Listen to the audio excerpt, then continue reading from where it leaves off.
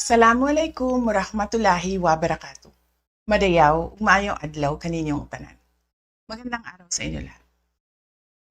Ang impeachment complaint na inendorso ng akbayan ay isang papel na walang kalakip na kahit anong ebidensyang magpapatunay sa mga paratang na isinasaad dito.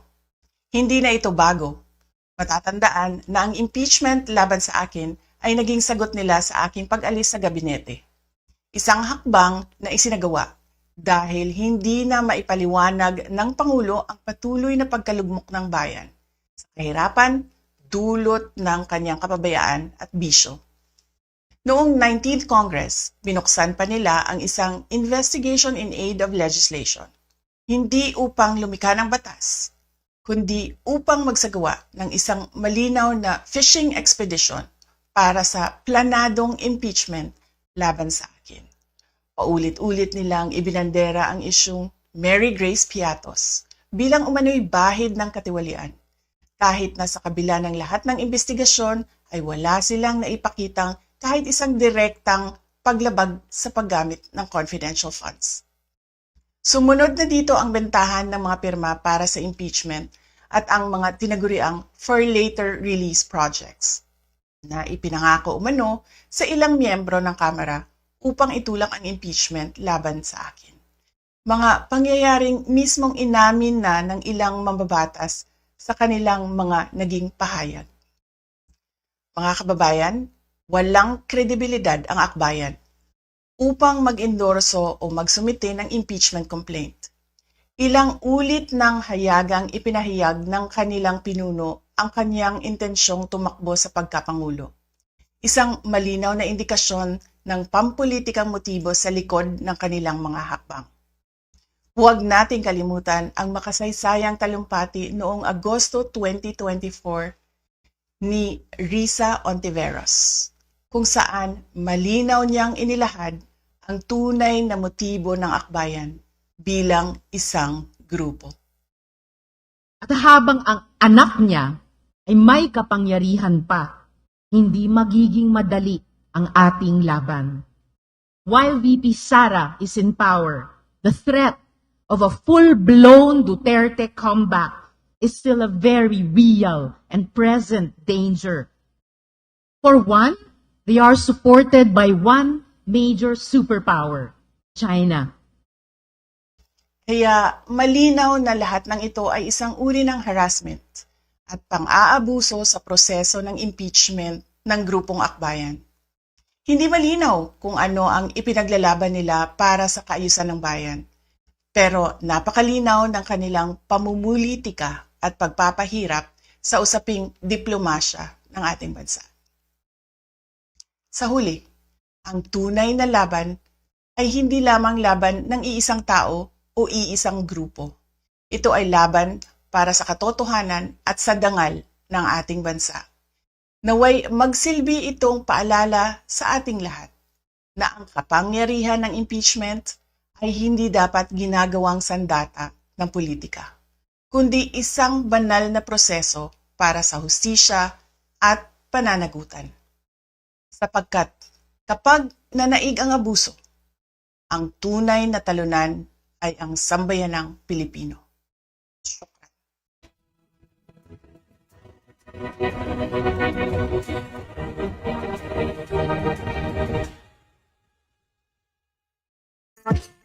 Ito naman ang inyong resident political analyst, Badong Aratelis po. O partner, nabasa ko rin yan. May dagdag pa siya rin. No? Kung daw talagang matatapang sila, pag nagkadigmaan naman sa China, iuna natin si Tariela at yung mga senador na may magsulong. Sila talaga yung dapat mauna dyan. Partner, alam niyo po, kaya nga tayo may tinatawag na diplomatic relationship, di ba? Diplomasya muna, lalo na kung yung mga pinagsasabihan natin ng masasakit, mga bansang hindi naman natin kaaway. Correct. Eto po baka kasi nadadala tayo sa mga propaganda nitong mga, tama si Marcoleta, ginagamit lang to na issue para mapatampok ba yung kanilang bulok na political party, yung mga dilawan na yan na nagpapalit ng kulay pagka po pangit na yung dilaw, ginawa nilang pink, pero sila pa rin, no? Huwag po kayong basta maniniwala dyan dahil propaganda lang po yan. Ang katotohanan po, hindi po nating kaaway ang China. Ang opisyal po na relasyon natin ng Pilipinas at China, magkaibigan. Parang US at Pilipinas, Japan at Pilipinas, South Korea at Pilipinas, lahat po yan kapartner natin dapat katulad ng China. Bakit ini-insist nila na awayin ng awayin tong China, samantalang yung ibang bansa, bukas na bukas tayo sa pakikipagkaibigan? Partner, iba talaga yung mga nabubuhay lang sa propaganda, pero sa aktual, wala na yan, isinusuka na kayo matagal na. Matagal na kayong sinusuka yung mga ganyang pananaw.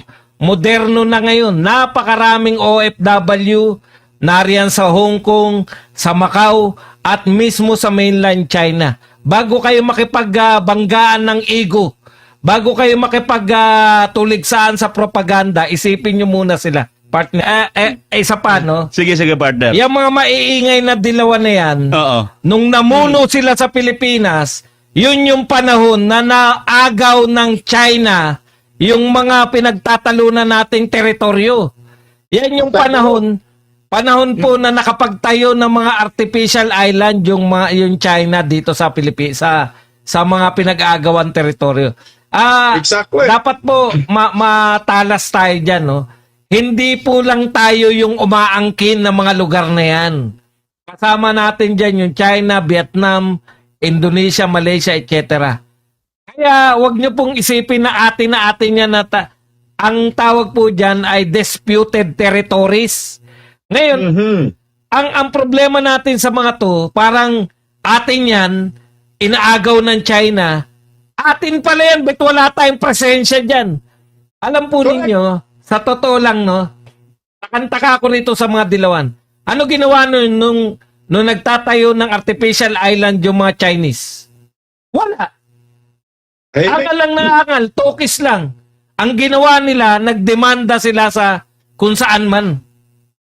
Sa totoo lang po, wala pa po ako nasaksihan sa history ng buong mundo na may bansang nananakop, mga malalakas na bansa na nananakop, na ang ginawa na sinasakop, aba, hindi kayo pwedeng manakop, ididemanda namin kayo. Kanino nyo ididemanda? Ang rule dyan sa kasaysayan ng mundo, right is might, might is right.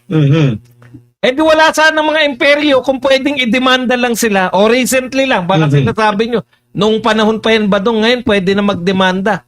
Kailan lang ba? Sino nauna? Yung pagkakaroon ng artificial island ng China dyan sa mga disputed territory or yung pananakop ng Russia sa Ukraine? Kailan lang yung Ukraine eh? Ano ginawa ng Ukraine? Saan nagdemanda? Walang demanda dahil nilulusob ka, ipagtanggol mo yung teritoryo mo. Ang tanong, pinagtanggol nyo ba? Yan si Parlade, sinasabi ni Parlade nun. Nung panahon ni Pinoy. Nagre-report sila. Nagtatayo na po. Pwede naming i-stop yan. Utusan nyo lang kami. Walang ginawa si Pinoy. Harap-harapan sa mukha nila. Kayong mga dilawan, nung panahon ninyo, bakit ninyo pinaagaw yung mga teritoryo natin? Ngayon, nung natapos yung inyong panahon, tsaka kayo nagdadakdak. Sa totoo lang, Correct. ano pa lang nga, water cannon pa lang nga, hindi nyo na kayang tapatan eh. Ang gandal-dal lang kayo. Kaya makipagkaibigan na lang tayo kung hindi nyo naman talaga kayang pangatawanan. Partner, eto si Tariela. Alam mo Tariela, hindi, actually ang pinopromote mo hindi US eh. Yung maraming Pilipino, buhat nung nagdadaldal yan si Tariela, maraming Pilipino na nagiging pro-China. Bakit? Sa kababanat niya sa China, ay syempre sinasagot natin siya. Ang problema kasi rito kay Tariela, once na sinagot mo, hindi naman niya kayang ibalik sa iyo yung mga na marami nakikipagdebate sa kanya na pro-Pilipino. Kung kayo maniwala na pagka kinontra si Tariela, traitor na. Ganun katindi yung utak niya ni Tariela eh. Ibig sabihin, siya yung nagpapasya kung sino ang traitor at hindi. No? Lahat ng kukontra kay Tariela, traidor. O yan, alam mo Tariela, kababanat mo sa China. Tapos yung China, hindi naman tayo ginagalaw, hindi naman tayo pinauulanan na missile. Alam mo lumalabas sa'yo, tapos sinabihan ka ni Robin Padilla, bakit hindi kayo makipagsabayan ng tubig? Labanan sa tubig. Tubig to partner. tubig. Tubig to tubig. Oo. Sabi niya mag-escalate daw. Ayaw daw nilang bombahin din yung China ng tubig.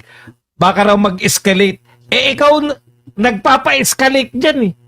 Ang problema sa'yo, feeling mo, tama na ikaw lang ang maka-Pilipino. Lahat ng kumontra sa'yo, traidor.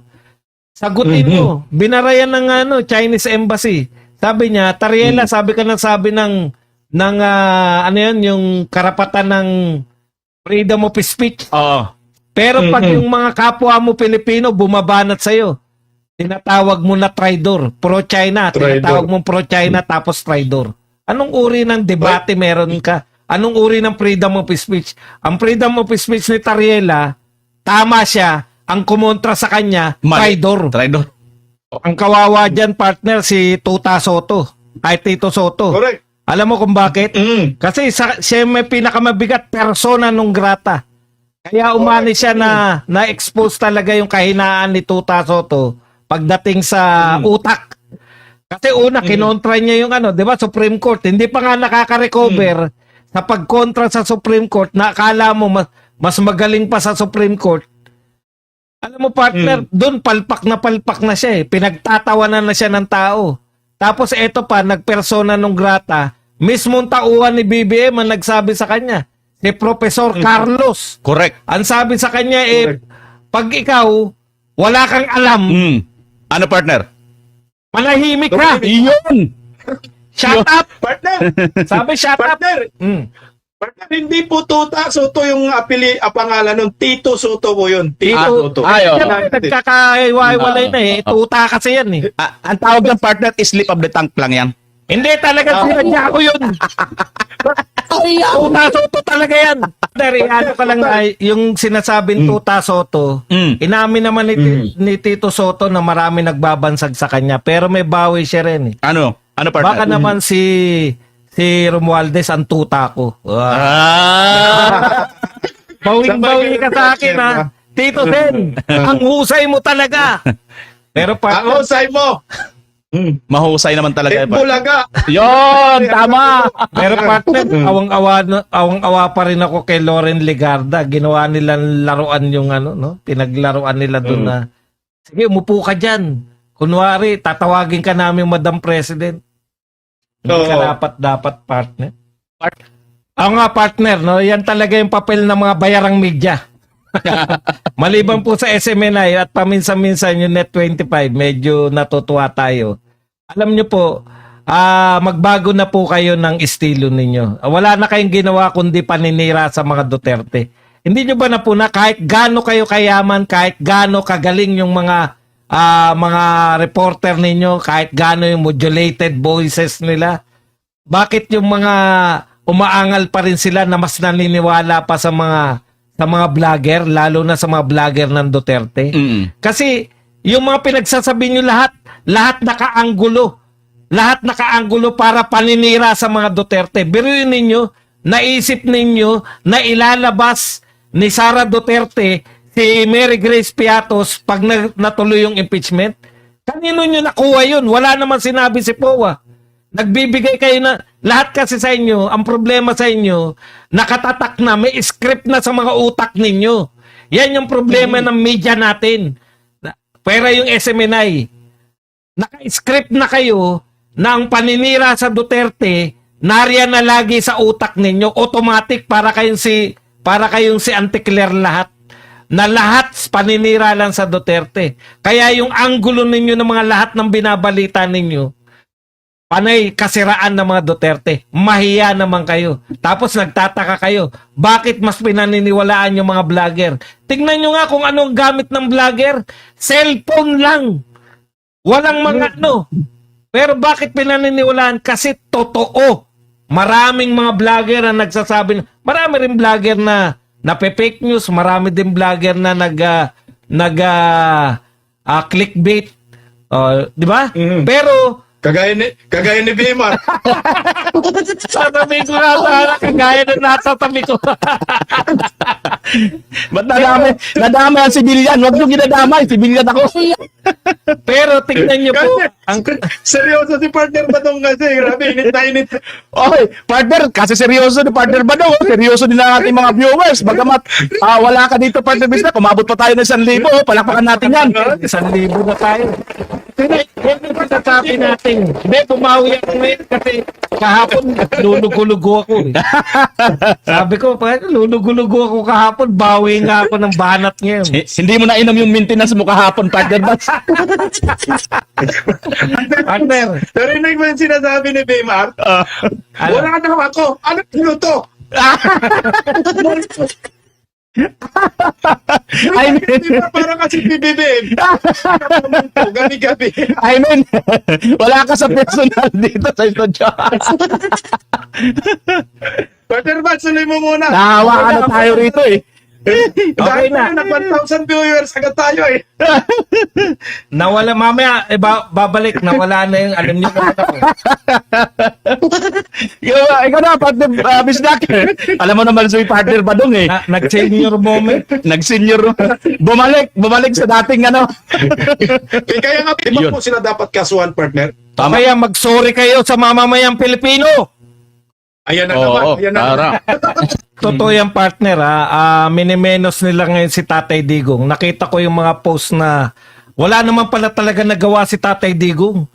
Pucha, kitang-kita namin yung mga nagawa. Walang tulay. Nagkaroon ng tulay. Ibig na sabihin, imahinasyon lang namin yan. Dumadaan ako sa Skyway. Ha?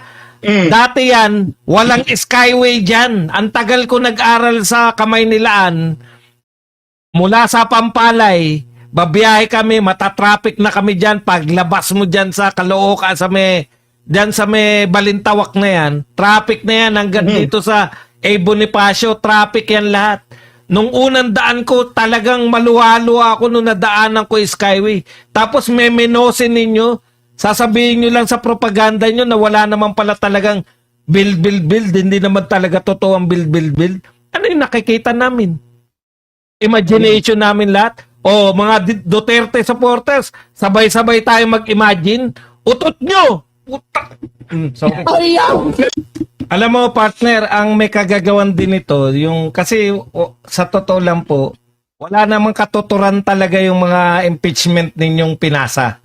Mapa kay Marcos, mapa kay BP Sara, no? Kasi pwede naman nating masingil yan. Halimbawa, yung sinasabi nyo kay BBM na mga hindi pa natin napapalabas eh. Meron pa kasi nakapagitan eh. Pwedeng yung mga kamag-anak incorporated niya lang ang pwedeng makasuhan ngayon. Pwede pa naman yan sa next ano. Ang immediate kasi dapat, ako sa tingin ko, malaking diversion talaga tong impeachment, no? Ang immediate dapat na tinututukan ng ating gobyerno, yung pinakamalaking problema natin. Ito po yung pinakamalaking pagnanakaw sa history ng Pilipinas, no? Itong flood control project. Pero anyway, alam nyo, ang nagbigay ng direksyon dyan, kaya tayo taon-taon, next year yan, meron pa ring impeachment, hindi mo matuloy ito. Taon-taon po may impeachment tayo. Kasi po yung pagbibigay ng direksyon ni BBM. Ito partner ibabalik ko lang may mga nanghikayat din kay Tatay Digong na i-impeach si VP Leni noong araw. Bakit? Kasi siniraan ni Leni sa isang pagtitipon sa ibang bansa ang ating gobyerno. Vice President siya, partner pero sinisiraan niya ron. Alam mo kung ano sabi ni Tatay Digong sa nagsasabi sa kanya na impeach si VP Leni? Guys, lay off, stop it. Ganun po kabigat. Kasi hindi pa sinabi niya, do not think not to tinker with the structure of government, and stated he will not countenance the effort. Wala po siyang suporta. Direkta sinabi niya sa mga kakampi niya na gustong impeach si Leni Robredo. Guys, lay off, stop it. Tapos. Mhm. Dapat malinaw yun na abala lang yan sa ginagawa natin. Hindi natin kinakailangan dahil si Leni Robredo naman wala namang katuturan, di ba? Bakit pag-aaksayan nyo pa ng panahon? Yan yung problema pag ang pinuno, yung namumuno, yung pinakamataas. Maraming mga kinatatakutan pag umupo yung Vice President. Ano ang unang kinatatakutan niya? Yung paniningil ng mga ginawa nilang kalokohan nung sila'y namumuno. Kaya lahat ng ito nag-uugat sa presidente. Kaya tayo may pinag-uusapan taon-taon. Last year pinag-usapan na yan. This year pinag-usapan. Makalusot man ngayon. Pag-uusapan pa rin yan next year. Taon-taon. Kasi yan ang gusto ng pamahalaan. Magkaroon ng diversion. Yan ang gusto ng pamahalaan. Magkaroon ng matanggal talaga si BP Sara sa pagtakbo bilang Vice President. Pero ngayon pa lang po sinasabi na namin sa inyo, magtagumpay man kayo, halimbawa, makuha nyo man yung boto sa Senado. Ibig nyo ba sabihin yung mga Duterte supporters, malalo na yung mga taga Mindanao, taga Visayas, kayo na nag-impeach, kayong iboboto namin? Malabo po yan. May tatakbo pa rin sa mga Duterte. At yan, revenge vote pa. Mas galit pa silang buboto sa mga Duterte. Ibig nyo ba sabihin, yung dalawang natitirang Duterte, pinakulong na yung tatay, tinanggal yung kapatid. Sa tingin nyo, wala pa rin lalaban sa kanila? Lalaban at lalaban yan. At yan ang iboboto ng mga maka-Duterte. Magtagumpay man kayo kay BP Sara. So lahat ng itong ginagawa ninyo, lahat ng perang binubuhos ninyo para si BP Sara ma-impeach, mawawala ng silbihan dahil hindi naman, alimbawa partner, naging standard bearer nila si Risa o kaya si John Vic. Ibig nyo sabihin, in-impeach ninyo si BP Sara, tinanggal ninyo yung karapatan niyang tumakbo. Ang iboboto namin, si Risa Ontiveros tsaka si John Vic. Duterte pa rin ang iboboto namin sa 2028. Nag-aaksaya lang kayo ng panahon. Partner, bago tayo tumuloy, no? Meron lang maganda. Gustong-gusto ko tong comment na to. Sige, partner. Mula po kay Lenny Sevilla. Good afternoon, magtatanong lang mga Birada Aguila. Binata pa ba si BMR? Ay! Ito po sagot dyan. Ano sagot? Ayusin mo! Mapatol pa rin po siya. Si Shawi kasi parang nanawa na siya sa kumbaga yung 'di ba yung masarap na putahe. Gusto niya naman yung simpleng putahe naman, no? Oo. Baka natawa na nung masasarap. Nagsawa sa adobo. Gusto naman sa sinigang. May asim. Lechon. Nagsawa sa lechon. Nagsawa sa lechon. Kaya ko napunta na lang sa tuyo. Partner, talagang ang mga naging karelasyon ni Sharon Cuneta, wala kang itulak si Pain eh. Panay pakabig lahat, partner. Oo. Lahat kain, partner eh. Lahat. Lahat Magandang lalaki, partner. Isa-isahin nga natin. Gabi Concepcion. Gabi. Guwapo.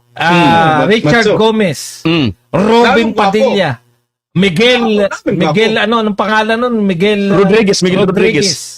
Yung Mala Superman yung partner. Superman yun. Yung Santiago. Anong pangalan? Oo. Di ba? Romel Santiago. Romel Tama ba yun? Hindi siya nakakatawa talaga yung gwapo, di ba? Naumay. Naumay na si Sharon. Tapos, ang ending. Kiko Pangilinan. Alam mo partner, ang usapin po na impeachment, yan po ay nakabatay sa pananaw ng mga House of Representatives kung paano nila ipatutupad yung rules nila. Ito mga to nakikialam eh, 'di ba? Kasi talo sila. Gusto nila na ma-impeach si BBM pero binasura, talo sila. Ang ginagawa nilang pananakot ngayon na baka mabasura din yung kay BP Sara. Ano naman ngayon kung ibasura din, same pamantayan. Ang masama lang partner, hinigpitan nila yung kay BBM tapos luluwagan nila yung pagtingin. Kumbaga, ang aminado kasi, ganito kasi nangyari kay BBM, Aminado sila na may krimen na naganap. Aminado sila na merong pagnanakaw dyan sa flood control. Aminado sila na may naglipat ng pera. Aminado sila. Pero ang di nila tinatanggap ng mga congressman, kung may kinalaman ba rito si BBM. Kung may direktang kung may direktang kinalaman o siya yung dapat sisihin. Diba? Yun yung naging usapin dun eh. Samantalang dito kay BP Sara, walang krimen. Walang sinabi ang COA. Kasi dito po, ano yung halimbawa ng krimen dito? Yung paglilipat ng pondo ng PhilHealth. Nagdeklara po yung Supreme Court na ang constitutional yan. Oo. Talagang may naganap na krimen. Ayaw lang nilang sabihin na kay BBM yan. Yung hindi pagbito ni BBM o yung pagpirma niya sa budget, aminado ang lahat na ito ang pinaka worst na budget o pinaka-corrupt na budget sa kasaysayan, yung 2025. Pinirmahan ni BBM. Ang pinaglalaban lang nila, hindi kasalanan ni BBM na pumirma siya dun sa corrupt na budget. Yun yung point dun eh. Mayroon nagaganap na krimen tapos binasura nila. Dito kay BP Sara, ine-expect natin na ibasura nila dahil walang krimen na nangyari sa mga binibintang nila. Ang COA nagpatunay na walang corruption diyan sa confidential fund. Nagpapatunay din na buhay pa si BBM tsaka si Lisa at tsaka si Martin. So walang katotohanan yung nag-hire siya ng assassin at nakakondisyon na pag siya ay ginurgur, pag siya ay inassassinate, tsaka lang gaganti. O, yun yung partner. So, okay lang to kung pareho. Hindi po pwedeng kay BBM ang higpit ninyo kaya binasura nyo. Pagdating kay BP Sara, luluwagan nyo kaya makakarating sa plenary. Partner. Kali naman na binago nila. Sa mga tao na lang tayo. Mananawagan po kami ngayon pa lang. Alam nyo po, lahat po ng inyong congressman, meron po mga page yan. No?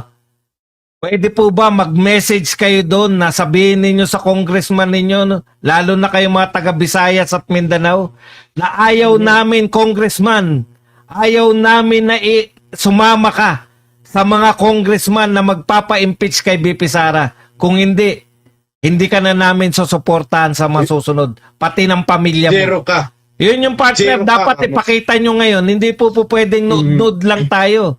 Hindi po pwede na pirma-pirma lang tayo kung sino magpapapirma. Kayo, kaya po ninyo yan. May Facebook kayo, meron kayong mga social media. Ano nyo po yung mga pages ng inyong congressman na, Dear Congressman, huwag ka magtatangka na sumama ka dyan sa kalokohan na yan. Tignan mo naman, etong mga nagsasampa na to, yung in fairness naman sa Makabayan Black, consistent sila, partner, di ba? Meron sila kay BB, meron sila dito. Etong mga dilawan, na ang nangunguna rito sa pangalawang impeachment, yung apo ni Cory.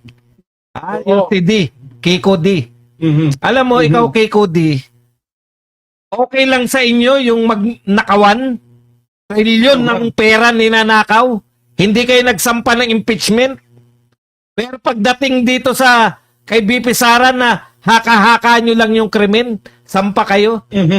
Etong mga kasi partners, sa totoo lang, pasensya na kayo sa sasabihin ko, mga peste kasi ang pamilya niyan. Apo ni Cory yan eh. Yan, dalawang pamilya na yan, mga peste yan, noon pa. Hindi pa ako pinapanganak, magkaaway na yung Marcos, Aquino na yan, hanggang ngayon, mga apo na nila, apo na yan, di ba? Hindi? Apo na rin yung si Sandro, mga peste pa rin kayo. Partner! Ano po, talagang ang aga nilang magsiporma. Kaya ngayon, ang projection nito ni DILG, kala mo pag nag-promote siya, kala mo ang ganda-ganda na nangyari sa bansa eh. Mababa ang krimen, wala na raw patayan. Yan, nababalitaan namin ng mga pulis mismo yung mga Sangkot. yung mga pulis mismo yung yung mga tinatapon. Oo. Diba yung Correct, lady, Pulis, wala po Mag-ina. yung mag-ina. At asawa niya rin pulis, ha? Ano yung mga nababalitaan namin na nawawalang mga parang wala sa hulog yung gusto niya na kagad na mag-claim na napakaganda na nangyari sa bansa, na hindi pala kailangan na magpatayan. Alam niyo na yan kung sinong pinariringgan yan. Duterte na naman. Ang maganda lang dito kay John Vic, hindi katulad nitong mga dilawan na nanliligaw rin sa BBM votes. Kasi si Lenny may mga pahayag na rin na no? Pinapanalangin ko na magtagumpay si BBM. Nagpaparamdam. Dahil ang tagumpay Mukhang niya ay sanib tagumpay. Pirsa Di ba? Tagumpay ng bayan. Kung papipiliin ako, kayo mga total matatarlo rin lang naman kayo. Hindi naman kayo mananalo di ba? Oo. Kayo mga loyalista. Kung ako ang papipili, kung ako loyalista, susuportahan ko na lang si John Vic dahil at least siya, sinasabi niya, hindi siya tatakbo kung hindi siya i-endorso ni BBM. Samantalang yung mga dilawan, panay pahiwatig lang, gusto lang kayong pakagatin ng mga yan. Okay, magtitiwala dyan. Sa bagay, magtiwala kayo tindi, magsama-sama man kayo lahat, hindi na kayo mananalo sa mga Duterte. Sa totoo lang po. Kung same leadership, pareho pa rin ang ipapakita ninyo, continuation lang kayo ng BBM, wala pong mangyayari sa Pilipinas. Po ang patunay kasi investment special assistant to the president for investment. So yan po ang patunay na wala talaga nag-invest dito sa Pilipinas kasi bubuwagin. Kumbaga partner, sila yung namamahala pag may investors, yung i-accommodate nila, pabibilisin nila yung mga proseso ng pag-invest ng mga possible investors dito sa Pilipinas. Yung pagbubuwag nito, ibig sabihin, wala nang ginagawa yung mga yan. Wala naman nag-invest sa Pilipinas. Yan ang malaking problema natin, partner, dito sa akala lang nila na itatago na natin, wala na nag-uusap tungkol sa nakawan dito sa flood control.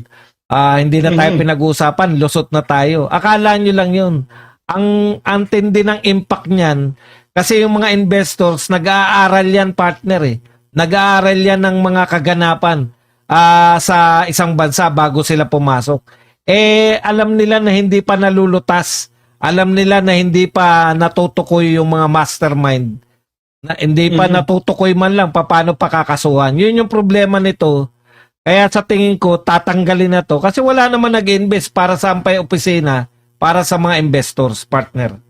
Alam mo, partner, meron lang akong dagdag dyan. Makakabawas, wala talaga, kawawa talaga Pilipinas.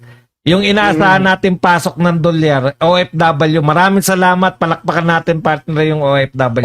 Palakpakan natin. Talagang sila lang po ang consistent na nagpapasok sa atin ng dolyar.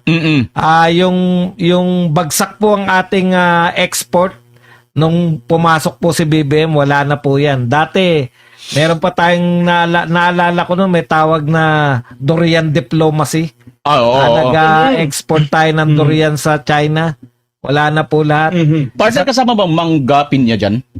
Lahat ng prutas natin. Kasama, saging. Ngayon, wala na tayong pinag-uusapan. Sabi ko nga sa Hong Kong, wala na bang made in the Philippines na saging dito? Kasi talagang wala na ako nakikita sa ibang bansa na tapos, yung tourism, partner, meron ako napanood yung mga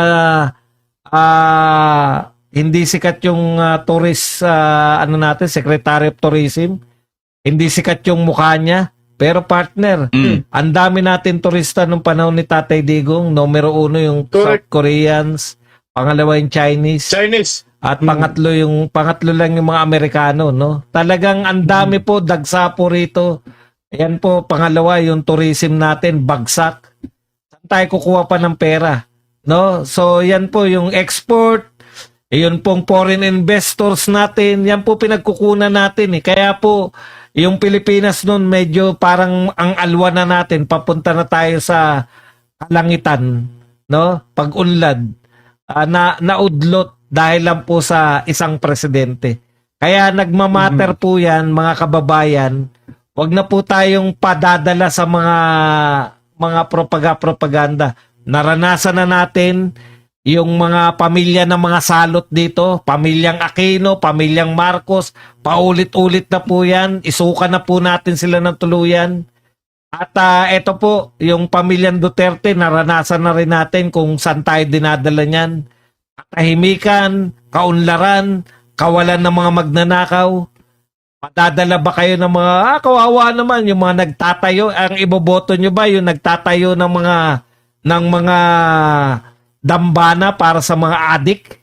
Alam mo, partner, hindi totoo yung 6 years, kaya mong baguhin eh. Si Lee Kuan Yew, 1971, sinimulan yung patinuin yung mga drugista, war on drugs sila sa Singapore. At Kailan partner? Kailan pa? 1971, nagsimula. Grabe. Tatay pa ni Bongbong. Hindi pa tayo tao. Tuloy-tuloy. Ako taon na nun. Aminado. Pero, Marami na. ano pa ako nun? Siguro dumidede pa ako. Dumidede ka sa gatas.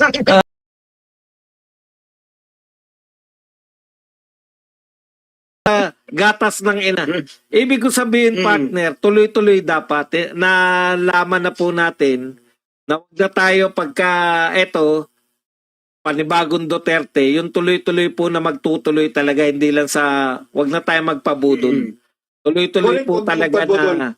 na kasi ang Singapore hindi naman kaagad yan eh. Sinimulan nila 1971. Ngayon, pinakamaunlad na sila sa Southeast Asia. Yun ding partner, yung China din. Alam nyo ba nung nag-aaral ako ng elementary, ang tawag sa China ay sleeping giant. Kasi mahirap na bansa sila, partner. Mahirap na bansa sila nun.